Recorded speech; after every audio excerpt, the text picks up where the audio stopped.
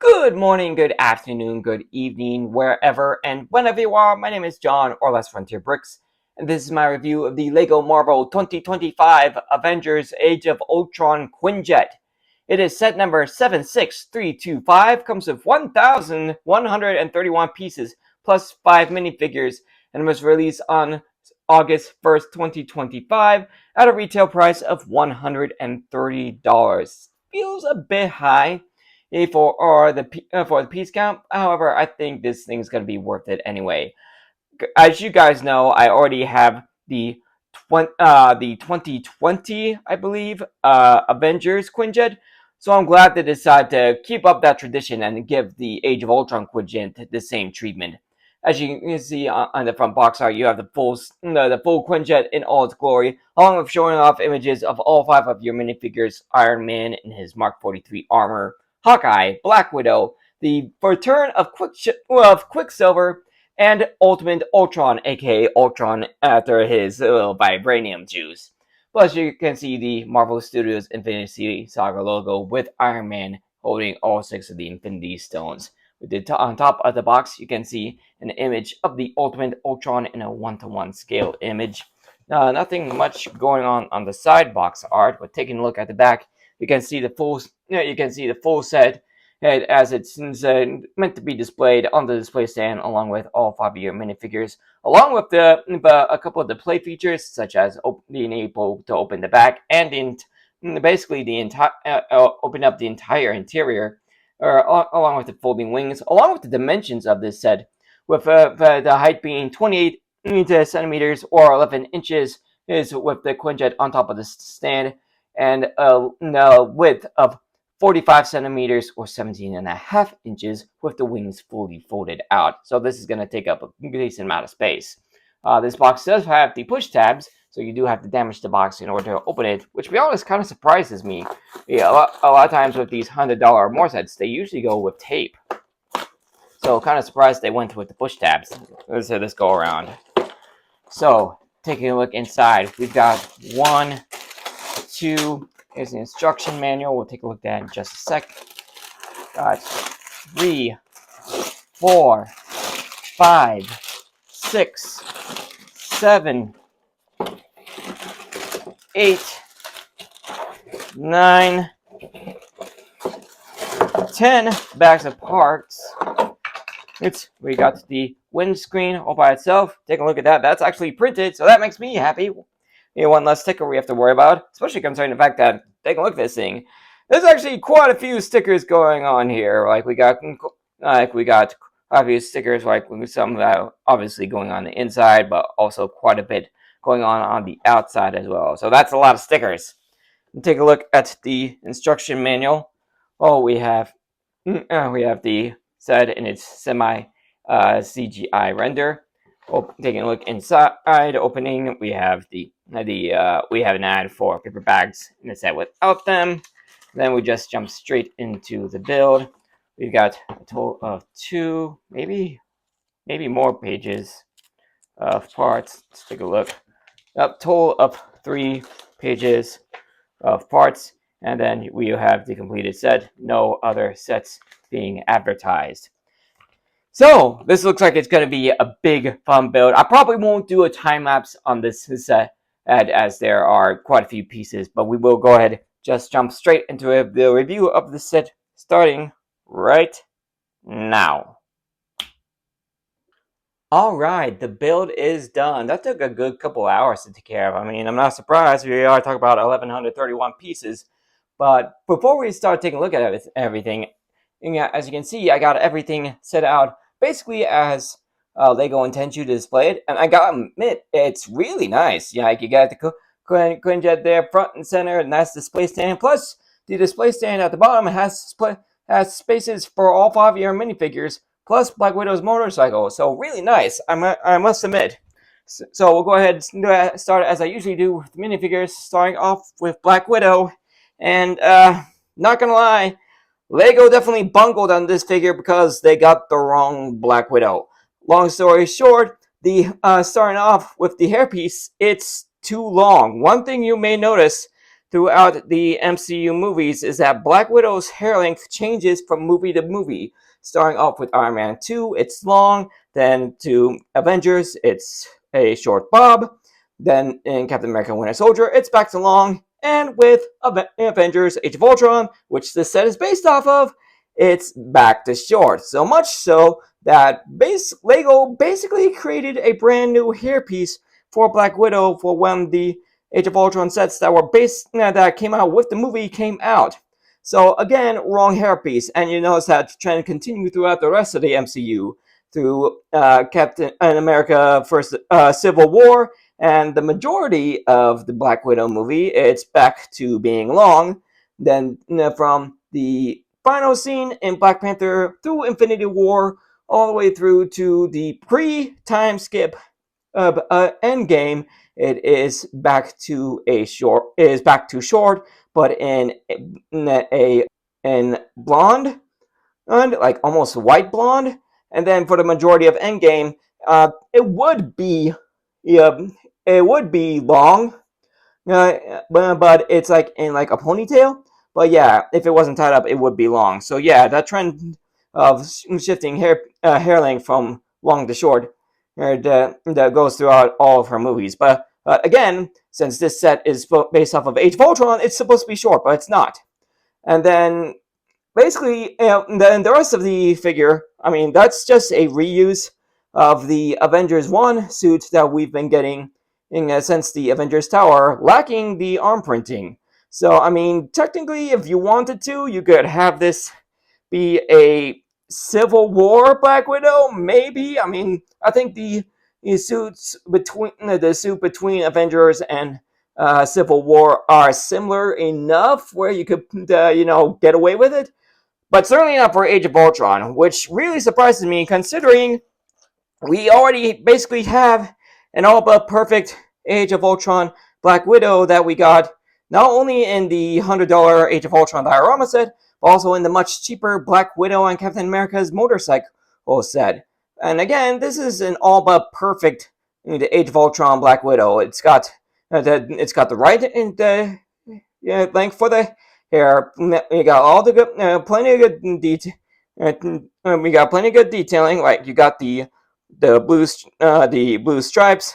It's like go from the neck down to the legs, which basically show off the energy for her gauntlets. Actually, she could use some arm printing, but other than that, again, it's an all but perfect Age of Ultron Black Widows. But for some reason, we got this. I don't know what's going on there. I mean, I almost feel like this might be a reuse from the Civil War airport battle diorama that we got earlier this year. But again, it's the wrong Black Widow. I mean, I want to like this. Like, I really want to like this figure. It's in the wrong movie. Yeah, I mean, basically, the only thing that they did get right is they basically used the same face print into for the regular face and the action face and the more action oriented face, and then you got the two energy taser batons that she uses in the movies, which is also accurate. But yeah, it's the wrong figure. But I will say that I do like the motors cycle. It's one of the more simpler ones with the mostly the molded body, not like like a brick built or a super oversized motorcycle that Lego tends to like to do for superhero sets. But you got a couple of spots back here for Black Widow to put her batons, and then of course you can just take your Black Widow figure and put her on the motorcycle, complete with her hands on the controls. So I'll do a little bit of adjusting, and yeah, she looks good on there. It's just like I said, this Black Widow's from the wrong movie. Next up, we've got Quicksilver, who is appearing for the only second time in a Lego set, with the first time being a Toys R Us exclusive set that came out with the other Age of Ultron sets. I do like the hairpiece. That looks pretty good. I will say that the face is, well, it's not really doing him any favors. It's a reuse of the face print used was for Bucky in that Civil War airport battle diorama, and again, it's not really doing him any justice. It doesn't really look like the actor Aaron Taylor Johnson, unlike the figure that did come out, that the previous version of that figure. And I will say, I do think also comparing the two figures, I do think the older one is better when it comes to the torso printing, at least when it comes to the shading. I think this one's a bit too dark.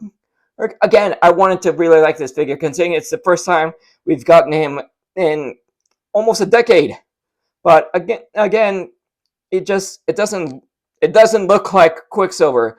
Uh, but then again, like I said, it's a reuse of a Winter Soldier face. So again, while it would be good for Winter Soldier, for Quicksilver, not so much. So yeah, as much as I really wanted to like this Quicksilver, again, it doesn't look all that good.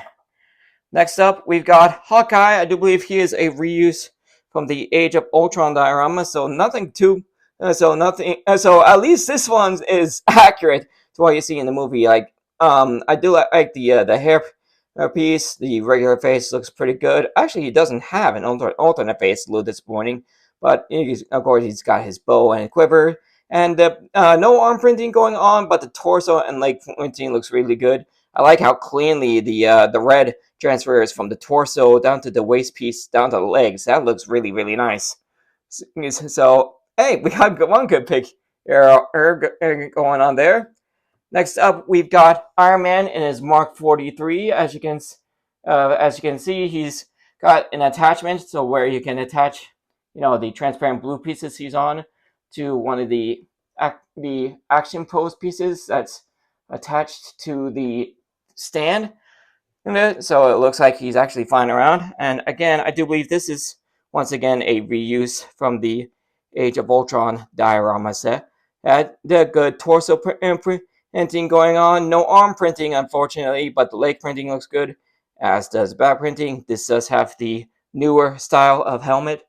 But again, of course, flip it up underneath. Got the usual Tony Stark face, and of course for the secondary face, he's got a more action, angry looking face with his heads up display. So all in all, I mean, like I said, it's basically it's just a reuse from the Age of Ultron diorama, but it looks good enough. And then lastly, we have the Ultimate Ultron, or as Tony put it, the Ultron that's kind of been doing some vibranium juicing. The what doesn't kill me just makes me stronger, Ultron. Uh, Again, this is the first time we've gotten at least a movie Ultron in almost a decade. Much like Quicksilver, we did get a more comic-based Ultron in the recent Iron Man mech set for was $15. I might end up picking that up eventually, but I do like the look of this Ultron. I do believe that the head neck attachment is a reuse from the comic book Ultron, but I don't think that really takes anything away from him. He's got good face printing going on with those evil red eyes. Nice printing on the back head as well as the back of the torso. And unlike the older Ultimate Ultron, which I do have over here, the new one is using red transparent pieces instead of the orange one. But again, comparing the two, it looks like it's different.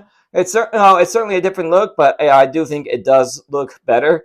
Although I kind of want to test something out. I want to see, considering this Ultron has the helmet piece underneath. I want to see how that looks on this one. Hey, you know what? That actually looks really good. Plus, the headpiece still lines up with the eyes. I actually wasn't expecting that one, but yeah, I will say, the figure lineup is, I mean, it's decent enough. It's the same amount of figures that you got in the 2020 Quinjet, but I do think I think the 2020 Quinjet wins out in that one, where the figures are a bit more accurate. But again, take a look at the stand, both on the front and the back. You do have spaces to put all your figures. And on top of that, you don't even have to rotate the stand to get a different angle, because in this a little back, you can see that there's a gear piece here that Quinjet is attached to. And as you can see, I can spin this thing around full 360 degrees and basically have this thing be pointed at any angle whatsoever. I do like that. Taking a look at the Quinjet itself, this model just looks gorgeous. I mean, I just love all the color contrast going on, from the dark blue to the gray to the red. And plus, there's not a whole lot of stickers going on here. As I mentioned in the opening, in the set, the cockpit glass itself is a print, but a lot of other stickers here are stickers, like the Avengers A over here. These two over here are stickers, as are these. I want the arrows, and these right here. Plus, you get a little engine detail stickers in the back, as well as a couple more stickers on the inside. Oh, and then we got a couple arrows right here with the, I do believe these are supposed to be engine intakes, which actually, got me look really good. They're just like, there are a couple of the corner tile pieces attached to a couple of clips. But it makes for a really nice look. Like, just spin this thing around 360 degrees, you can see a lot of the details. I do like the fact that with the wingtips here, with the 1x1 cheese slope pieces here, which you can see, one of them is a transparent green here. There's another one on the other side that's transparent red. But with those wedge pieces, the wing stops. It doesn't, like, you aren't going to be accidentally folding the wingtip too far down, which is actually a bit of an upgrade for the 2020 Quinjet. Actually, I think from this point on, I'm going to refer to the 2020 Quinjet as the Shield Quinjet, and this one as the Avengers Quinjet, since the 2021 it is a Shield Quinjet. The Avengers just kind of borrowed it, while this one was probably made by Stark Industries and used exclusively by the Avengers. So if I'm referring to the 2020 Quinjet, we'll call it the Shield Quinjet. Or for this one, I will call it the Avengers Quinjet. But yeah, one thing this set has over the Shield Quinjet is that you can't move the wingtips too far back. It's actually the same with the section here. So you can, again, you can't, whether it's folded all the way in or all the way out, you can't fold it too far. So again, I really like that. Swing this thing around, you got your engine intakes, which I gotta admit, there's some interesting color combinations for the exhaust, where you've got the transparent light blue 1x1 cheese slopes, but underneath you've got pink, which again, that's an interesting color contrast. Not gonna lie. Yeah. So yeah, like, this thing actually looks really, really good. Also, you'll notice in the back, it's a little tight. But you see that this thing does have a folding ramp, which it gives you access to the back. And actually, much like the Shield Quinjet, this Quinjet can be fully accessed in the interior, because this whole section can come off. In a sense, there's basically the only thing holding onto it is the 2x2 space on the canopy piece, held on to back here. And then this whole section back here, that can be lifted up as well, since that's only held on by a couple of studs as well. But once you open it up, well, you can see that there's only enough space in the cockpit for one character, but you can see a heads-up display, as well as a console. I believe the console is a print, And while the heads-up display is a sticker, and then behind that you got two more seats in the back. So while this doesn't have as much interior seating as the Shield Quinjet, it does have enough space for all three of your figures: Black Widow, Hawkeye, and Quicksilver. All your Avengers who don't fly in the set can all be in the Quinjet. And then you also got a couple of stickers on the inside. One shows off the Quinjet, while the other one shows Ultron. And also, I'm not sure if the Lego did this on purpose, but much like the original, they had the 2015 Age of Ultron Quinjet. You can take Black Widow's motorcycle, and you can see that there's enough space back here to put the motorcycle behind the seats. While you can also see there's a couple clips back here for like Black Widow's batons and Hawkeye's bow. Unfortunately, this set doesn't have the cool play feature from 2015 where you can open the bottom of the Quinjet and drop the motorcycle. But yeah, you can just put your top pieces back on top, and yeah, there's enough space back there for your motorcycle. Let me go ahead, get this thing off the there we go, off the display stand, and you can see how that connects. Since you don't really connect to the two blue pins here. Those just go through this light gray 2x4 plate with the Technic holes. It really attaches via the red Technic pins. However, taking the Quinjet off the stand, you will notice that there's actually one thing that the Shield Quinjet actually has over this thing, and that's the fact that this thing does not have any landing gear whatsoever. Nothing that can be retracted, nothing that can be taken off, nothing. Although you do kind of see like the repulsors for this thing. Those actually use stickers as well. And then underneath the cockpit, you can see that this thing has a pair of stud launchers underneath the cockpit.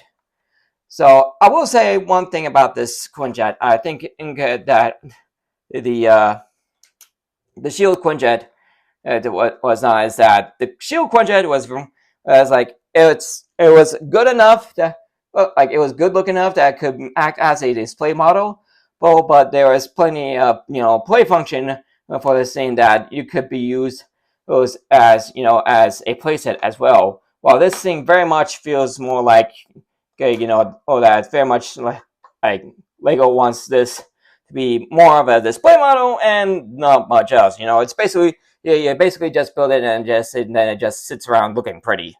So yeah, a little disappointing there. Also, I wasn't expecting that to just pop right off there. There we go. So yeah, this one feels very much more like it's more of a display model. So before we go out, I'm gonna put this thing back on the display. Ooh, if I can get on there. There we go. So you can see like how easy it is to get this thing on. Get this thing on and off the display stand. So that's really nice. But I would like to, before we go, I would like to just a quick little size comparison between this set and its predecessor, the Shield Quinjet. One thing I will say is that the display stand for the Age of Ultron Quinjet is quite a bit taller. I mean, you can see you can see it again. It's quite a bit higher. But I will say, despite the Age of Ultron Quinjet set having a couple hundred extra pieces, where again this thing was 1,131 pieces, and I believe the Shield Quinjet was in the 900 range. I don't really feel like either vehicle is smaller or bigger than the other. I almost feel like a lot of the extra pieces might have gone into the display stand, but again, I don't think you can be disappointed with either one of them. And then, of course, like I said, you do get the same amount figures with the Shield Quinjet as you do with the Avengers Quinjet. With the Avengers Quinjet, you get Black Widow, Quicksilver, Hawkeye, Iron Man, and Ultron. As for the Shield Quinjet, you get Iron Man, Captain America, Thor, Black Widow, and Loki. So again, same amount of same amount of figures. I just feel like the Shield Quinjet might have done better with the figures, saying all of them are at least more accurate to the movie that they're from than the Age of Ultron Quinjet is. But I don't think you could be disappointed with getting either one of these. I think you're gonna like all of them. I think you're gonna like both of them. So is the Age of Ultron Quinjet worth the $130? It's definitely a good size model. Don't get me wrong. But I feel like again, I feel like some of the figures, specifically Black Widow and Quicksilver, they could have done better with. I mean, again, they basically made a brand new hairpiece for the Age of Ultron Black Widow. So I mean, you'd think Lego would have remembered, that they did that for Black Widow when it came to this set. So, I mean, just that would have helped make that figure a bit at least a bit better. But again, why didn't we just get the this Black Widow again? And I mean, like I said, it's basically the perfect Age of Ultron Black Widow. So why don't we get him in this set? And again, the face print for Quicksilver definitely needed an update. Again, when it comes right down to it, Aaron Taylor Johnson is not Sebastian Stan. So what I thought a Winter Soldier headpiece would work for Quicksilver is beyond me. But all in all, I do think it's a really decent set. It looks great. Don't get me wrong. So I mean, if you're interested, I see no reason why not. I'm just not sure it's worth the $130. I mean, I think maybe 120 would have been better, maybe even better 110. But all in all, it's a really good set. I think you guys are gonna like it, especially if you're a big MCU fan like I am. So that'll be the end of this review. Thank you for joining me for it. If you guys enjoyed it, you know what to do. Hit like, subscribe, all that stuff. Ring the bell to be notified of all videos as soon as they become available. Check out my channel and some more of my content, including all of my LEGO Marvel set reviews on the end screen in just a few seconds. And I'll see you all in the next video. Later, everybody.